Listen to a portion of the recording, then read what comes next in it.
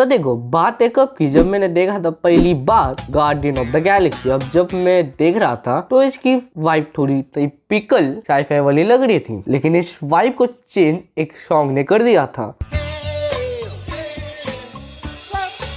अब कैसे एक नॉबल साईफाई मूवी को चेंज किया क्लासिक 70s एंड 80s के हिट, इसमें से आधे लिरिक्स तो समझ भी नहीं आते, पर फिर भी वाइब थी।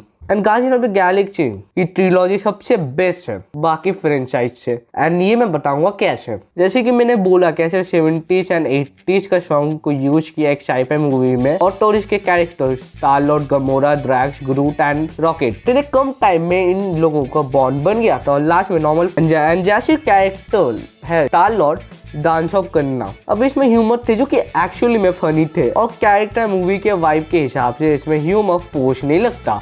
और तो इसकी स्टोरी, एक रात में एक बच्चे ने अपनी माँ को खो दिया था और तो किडनैप भी हो गया था योंडू से, जिसने उसको ठीक बना दिया। और इस मूवी के बाद आती है वॉल्यूम 2, और इसमें के ब्यूटीफुल फ्रेम थे, और एक कुछ महीने बाद टेक प्लेस करती है वॉल्यूम 1 से। एंड इसमें हमें बेबी ग्रूट मिला ओपनिंग सॉन्ग में, और तो पीटर क्विल के फादर के बारे में पता लगा। एंड इसका फादर ही उसको यूज करना चाहता है खुद को जिंदा रखने के लिए, एंड वही था किलर पीटर क्विल के माँ का। लेकिन योंडू जिसको खुद हेट करता था, लेकिन इसने ही तो इसको पाला था बचपन से ही। अब इस मूवी में नए कैरेक्टर, नए वोल और स्टोरी एक्सपेंड करती है, एंड इसमें कैरेक्टर के बीच कॉन्फ्लिक्ट देखने को मिलता है, पर at the end they are the Guardians of the Galaxy. और इसके बाद एवेंजर एंड गेम हुआ, थैनोस ने स्नैप किया जिसके कारण पॉपुलेशन हाफ हो गया था, और आयरन मैन ने स्नैप करके पॉपुलेशन को वापस ले आया। और इसके बाद कुछ महीने और वॉल्यूम 2 से 6 साल के बाद आता है वॉल्यूम 3। अब जिधर गार्डियन ऑफ द गैलेक्सी उस टाइम आया था जब सुपर हीरो मूवी मैच्योर होती थी, लेकिन गार्डियन ऑफ द गैलेक्सी आके चेंज किया था। वॉल्यूम 3 आकर मैच्योर होता है जब कॉमेडी चल रहा था। अब ये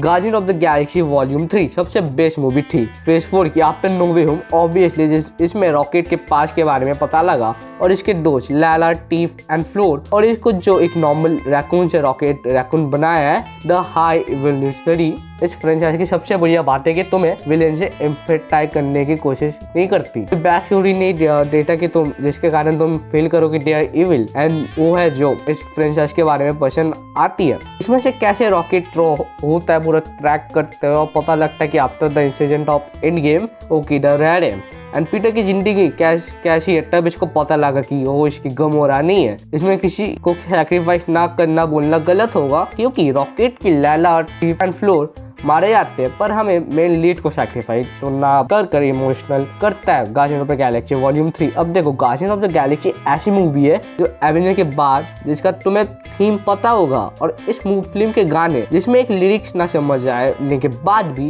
वाइब देता है। और तो जेम्स गन की एक बात बढ़िया है कि बंदा यूज कैसे करता है सॉन्ग को अपने फिल्म में। एंड अब कैरेक्टर के ऊपर बात करते हैं, जो वो सब अपने पर्सन ग्रोथ ही करते हैं फर्स्ट पार्ट से लास्ट पार्ट तक। सब कैरेक्टर अपने पास में कोई और थे, बिल्कुल अच्छे तो नहीं थे, ग्रे साइड में थे, लेकिन जैसे टाइम बीतता गया वो अच्छे लोग बन गए, क्योंकि they are the Guardians of the Galaxy. And इसके बाद सब अपने रास्ते चले जाते और नई टीम बनती है, लेकिन ओजी तो ओजी रहेगा नो मैटर व्हाट। एंड इसीलिए तो कह रहा था कि गार्डियन ऑफ द गैलेक्सी सबसे